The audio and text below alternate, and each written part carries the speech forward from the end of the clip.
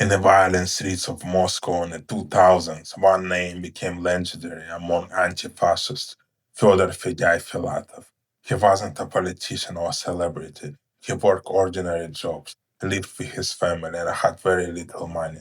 But if someone called for help in the middle of the night, Fedyai would jump on his scooter and go. He'd bring cash, argue with police, get friends out of trouble, and never leave anyone behind. He was one of the founders of the Moscow Trojan Skins, an anti-racist skinhead crew. At a time when neo-Nazi gangs terrorized Moscow streets, Fedyai became one of the people standing against them. He was known for getting into fights with racist skinheads, beating many of them in the street clashes and earning the hatred of the far right.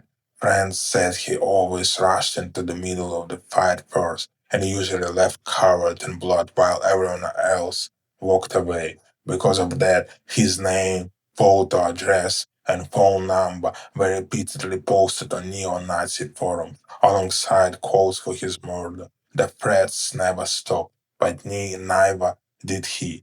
On the morning of October 10, 2008, as the 27-year-old left his apartment for work, four attackers were waiting outside with knives. They ambushed him just meters from his home. His mother and family heard his screams and rushed to the window. The attackers stopped and slashed him over and over, leaving wounds across his face, back, and body. Despite his injuries, he remained conscious, begging for an ambulance while fighting to stay alive.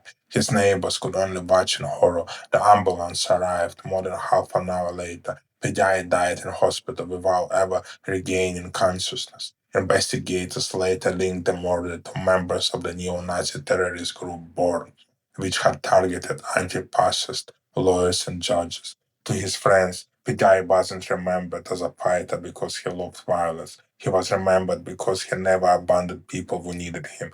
Nearly 2 decades later, his name still appears on memorial graffiti and tributes across Russia, remembered by many as a symbol of loyalty, sacrifice, and standing by your friends no matter the cost.